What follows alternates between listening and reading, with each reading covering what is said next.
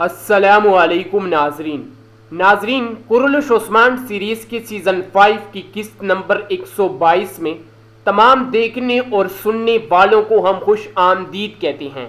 नाजरीन, इस एपिसोड के आगाज़ में हमें यानी शहर के कमरे का मंजर दिखाया जाता है, जहां पर तमाम सरदारान हमरा उस्मान साहब, उनके बेटे और उनके बीवियों के साथ मौजूद होते हैं।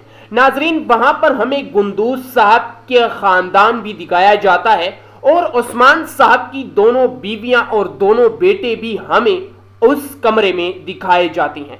नाजरीन, वहां पर उस्मान साहब इमरान तेगिन के खिलाफ और उसके चालाकियों के खिलाफ एक मंसूबा बना रहे होते हैं। उस्मान साहब अपने तमाम सरदारान से मुखातिब होकर कहती हैं कि हम कीतिया किले की तरफ बढ़ेंगे, लेकिन गुंदूज साहब कहती हैं कि हम अगर जनाब उस तरफ बढ़ते हैं तो हमें बहुत सारे जंगजुओं का सामना करना पड़ेगा। जिसके जवाब में उस्मान साहब उससे मुखातिब होकर कहती हैं कि गुंदूज साहब आप सही कह रही हैं, अगर लेकिन हम उनके खिलाफ एक नई चाल चलेंगे और इस चाल में हम इमरान तेगिन को फंसाएंगे। अगर इमरान तेगिन हमारी इस चाल में फंस गया और हमारा मंसूबा कामयाब हो गया तो इमरान तेगिन का सर हम वहीं कलम कर देंगे। नाजरीन, ये सुनकर गुंदूज साहब हंस पड़ती हैं। इसके बाद बाला खातून उस्मान साहब से मुखातिब होकर कहती है कि उस्मान साहब हम केतिया किले की तरफ बढ़ते हैं और हमारे जंगजू इस किले का मुहासरा करेंगे। अगर हमारे जंगजू इस किले का मुहासरा कर लेती हैं तो हम बहुत जल्द इस किले को फतह कर लेंगे और इस किले को फतह करने के बाद जिस किले में इमरान तेगिन पनाह लिए बैठा है उस किले को भी हम फतह कर लेंगे। जिसके जवाब में उस्मान साहब बाला खातून से मुखातिब होकर कहती हैं कि इंशाअल्लाह बाला खातून, हम इस किले को जरूर फतह कर लेंगे और इस किले पर काई परचम जरूर लहराएगा और इस किले में अल्लाह अकबर की सदाएं गूंजेगी। नाजरीन, इसी के साथ हमें अलाउद्दीन साहब दिखाए जाते हैं जो कि उस्मान साहब की तरफ घूर रहे होते हैं। नाजरीन, उस्मान साहब के सरदारों में से एक सरदार उस्मान साहब से मुखातिब होकर कहता है कि जनाब अगर आप मेरी बात का बुरा ना माने तो मैं आपसे एक बात पूछना चाहूंगा। जिसके जवाब में उस्मान साहब अपने सरदार से मुखातिब होकर कहती हैं कि पूछिए। जिसके जवाब में वो सरदार उस्मान साहब से मुखातिब होकर कहता है कि जनाब हमारे सिपाही उस किले के साथ मौजूद हमारी करारगाह में मौजूद हैं, तो हम उस किले पर कैसे हमला करेंगे? जनाब, मुझे इस बात की समझ नहीं आ रही। जिसके जवाब में उस्मान साहब अपने सरदार से मुखातिब होकर कहती हैं कि सरदार हम सिर्फ इमरान तेगिन की आंखों पर हम ये पट्टी बांध रहे हैं। हम उसे ऐसा शो करवाएंगे कि हम इस किले पर हमला कर रहे हैं, लेकिन जिस किले में वो पनाह लिए बैठा हुआ है हम उस पर हमला करके इस किले को नेस्तो नाबूद कर देंगे। नाजरीन, इसी के साथ उस्मान साहब दूसरे नक्शे की तरफ बढ़ते हुए अपने तमाम सरदारान से मुखातिब होकर कहते हैं कि सरदारान हम कराची साहब के पास जाकर भी उनसे मशवरा करेंगे। नाजरीन, इसके बाद मंजर तब्दील करके हमें एक जंगल का मंजर दिखाया जाता है जहां पर एक लड़की अपने हाथ में लिए हुए सांप जमीन पर बैठी हुई होती है और उस सांप को जमीन में गाड़ रही होती है और उस सांप को जमीन में गाड़ने से पहले वो खुद से मुखातिब होकर कहती है कि तुम्हें खुद से कई गुना ज्यादा जहरीले सांप को मार करना था, लेकिन आज वो मेरे हाथ से बच गया। ये मैं उसकी खुशकिस्मती समझूं या खुद की नाअहली। नाजरीन, ये लड़की उस मंजर को याद करने लगती है जब इसे सलेबी कमांदार ने कहा था, तुम्हारे खानदान को वहशियाना तौर पर कत्ल करने वाले तुर्कमानों से बदला लेने का वक्त आ गया है बेटी। तुर्क वहशी हैं और उन्होंने तुम्हारे खानदान को बेदर्दी से मारिया। नाजरीन, ये वो लड़की होती है जो कि एल्प अरसलान के कबीले में रह रही होती है। تیکفر اپنی بات کو مزید آگے بڑھاتے ہوئے کہتا ہے، اور انتقام میں جلد بازی نہیں کی جاتی۔ معصوم ترکمان لڑکی بن کر مرو قبیلے میں داخل تم ہوگی اور تم انہیں شک نہیں ہونے دو گی۔ ولی عہد کو تیار کرنے والے سلجوقی سلطنت کی شہر رگ میں تم داخل ہوگی۔ میری بات تم غور سے سنو ماریا۔ ناظرین، یہ تیکفر اس لڑکی کو اعتماد دلا رہا ہوتا ہے کہ ترکمانوں ہی نے تمہارے خاندان کو قتل کیا ہے اور تم ان ترکوں کا اعتماد جیتو گی۔ ناظرین، اسی کے ساتھ وہ اسے ایک سلیب نما چیز دکھاتا ہے اور اس سے مخاطب ہو کر کہتا ہے، یہ ہمارے خفیہ رابطے کی چابی ہے، جبکہ تم میری سلجوقی سلطنت کو تباہ کرنے والی چابی بنو گی۔ تم میری بات کو سمجھ رہی ہو نا ماریا؟ ناظرین، اسی کے ساتھ ماریا اپنا ہاتھ آگے بڑھاتے ہوئے اس سلیب کو اپنے ہاتھ میں لے لیتی ہے اور وہ سلیبی کماندار ماریا سے مخاطب ہو کر کہتا ہے، خبردار اس سلیب کو گم مت کرنا، یہ تمہاری نشانی ہے۔ جس کے جواب میں ماریا اس تیکفر سے مخاطب ہو کر کہتی ہے کہ بے فکر رہیں جناب، یہ میری امانت ہے بابا۔ ناظرین، اسی کے ساتھ تیکفر خوش ہوتا ہے اور اس کے بعد وہ لڑکی اس سلیب کو اپنے گلے میں پہن لیتی ہے، اور اپنے گلے میں سلیب پہننے کے بعد ناظرین ہمیں دوبارہ سے اس لڑکی کو اس جنگل میں دکھایا جاتا ہے اور وہ اس سانپ کو مٹی میں دفن کر دیتی ہے، اور اسی کے ساتھ وہ کہتی ہے، خداوند تمہاری حفاظت کرے اور تمہاری مدد کرے۔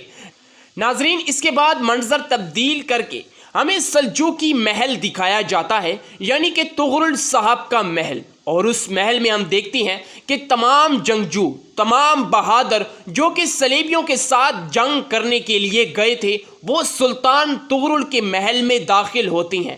جیسے ہی تمام جنگجو سلطان طغرل کے محل میں داخل ہوتی ہیں تو لوگ ان بہادر نوجوانوں کا انتظار کر رہے ہوتی ہیں۔ لوگوں کے ہاتھوں میں پھول ہوتی ہیں کہ کب یہ جوان محل میں داخل ہوں گے اور ہم ان کا استقبال کریں گے۔ ناظرین، وہاں پر کھڑا ایک شخص تمام لوگوں اور جنگجوؤں سے مخاطب ہو کر کہتا ہے کہ عظیم جنگجوؤں کی عظیم تلواروں کو عزت بخشنے والے ہر فرد پہاڑ جیسا سینہ رکھنے والے سلجوقی شیر محل میں تشریف لا چکے ہیں۔ ناظرین، اسی کے ساتھ الپ ارسلان اور باقی تمام نوجوان اپنے اپنے گھوڑوں سے اتر کر سلطان معظم کے سامنے باعزت طریقے سے پیش ہوتے ہیں۔ ناظرین، اسی کے ساتھ وہاں پر موجود ایک کمانڈر اپنے سلطان طغرل سے مخاطب ہو کر کہتا ہے، آپ کے حکم کے مطابق بازنطینی کافروں کو سزا دے دی گئی ہے جناب، جیسا کہ آپ نے ہم سے کہا تھا ہم نے ویسا ہی کیا۔ آپ کی فتح مبارک رہے سلطان من۔ یہ سن کر سلطان طغرل خوش ہو جاتے ہیں اور الپ ارسلان کی طرف دیکھنے لگتے ہیں اور الپ ارسلان سے مخاطب ہو کر کہتے ہیں، جہاد مبارک ہو۔ ناظرین، اسی کے ساتھ تمام سپاہی اپنے اپنے دلوں پر ہاتھ رکھتے ہیں اور اسی کے ساتھ اس کماندار کو سامنے پیش کیا جاتا ہے جنہیں انہیں زندہ پکڑا تھا۔ ناظرین، سلطان طغرل اس کماندار سے مخاطب ہو کر کہتے ہیں، جانتا ہوں کہ اب آپ صرف لائے جانے والی خوشخبری ہی یاد رکھیں گے ینال صاحب۔ ناظرین، جیسا کہ ہم نے آپ کو بتایا تھا پچھلی ویڈیو میں کہ ینال صاحب کو سلطان طغرل سلطان اعظم نے جیل میں قید کر کے رکھا تھا اور اسے اب جنگ کا کماندار بنایا گیا تھا۔ ناظرین، اس صلیبی کماندار کو سلطان طغرل کے سامنے پیش کیا جاتا ہے اور اس کے گھٹنے کو ٹیک دیا جاتا ہے۔ کافروں کا ذلیل ترین سربراہ جناب، پرنسز میں میری تلوار کے سامنے گھٹنے ٹیکنے والا اب ایک آپ کے بے قیمت غلام ہے سلطان من۔ اب آپ اس کے ساتھ جو چاہیں کر سکتے ہیں سلطان۔ انہوں نے ترکوں پر کافی ظلم ڈھائے ہیں۔ ناظرین، اسی کے ساتھ سلطان طغرل کے سامنے ایک عظیم تلوار سلجوقی تلوار پیش کی جاتی ہے۔ سلطان طغرل اپنی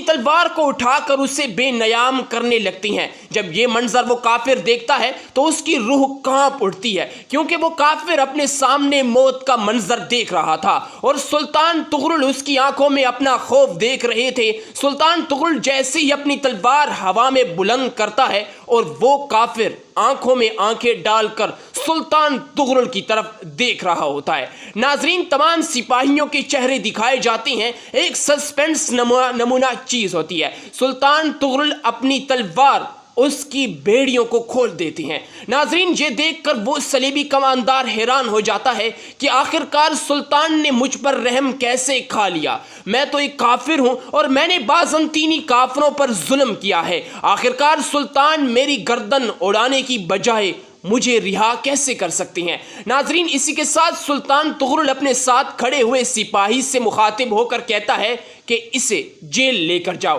جیسے اس صلیبی کماندار کو کھڑا کیا جاتا ہے تو وہ سلطان معظم سے مخاطب ہو کر کہتا ہے، موقع ہے جناب، موقع ہے تو مجھے مار ڈالو، ورنہ میں تمہیں یہاں سے بچ کر نکلنے نہیں دوں گا۔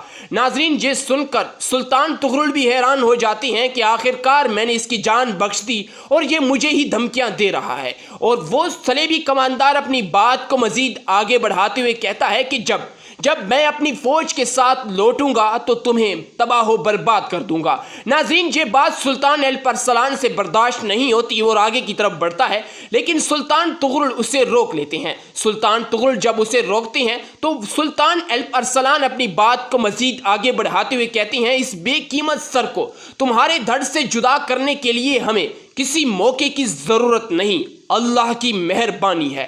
ترک روایات کو دعائیں دو جس کو تم تلوار کمزور تلوار اٹھائی نہیں جاتی۔ اگر ترک روایات نہ ہوتی تو تمہارا سر میں خود تن سے جدا کرتا۔ میری یہ بات غور سے سن لو۔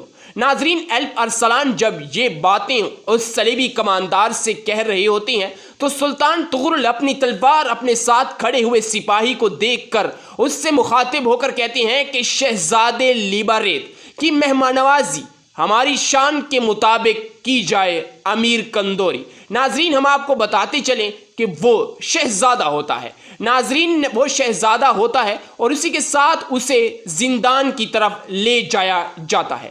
ناظرین، جب اس صلیبی کماندار شہزادے کو زندان کی طرف لے جایا جا رہا ہوتا ہے تو وہ سلطان کی طرف بار بار دیکھ رہا ہوتا ہے۔ ناظرین، اس ایپیسوڈ کا یہی اختتام ہوتا ہے۔ امید ہے کہ آج کی اس ایپیسوڈ کا ریویو آپ کو پسند آیا ہوگا۔ اگر آج کی اس ایپیسوڈ کا ریویو آپ کو پسند آیا ہے تو ہمارے چینل ڈیرا پروڈکشن 2.0 کو ضرور سبسکرائب کریں اور ساتھ ہی لگے بیل کے آئیکن پر ضرور کلک کریں تاکہ مزید ایسی تاریخی ویڈیوز کے اپڈیٹس کا نوٹیفیکیشن آپ تک بر وقت پہنچ سکے۔ اس بندہ ناچیز کو دی اجازت، ملتے ہیں ایک نئی ریویو میں، تب تک اپنے خیال رکھیے گا، دعاؤں میں یاد رکھیے گا۔ اللہ حافظ۔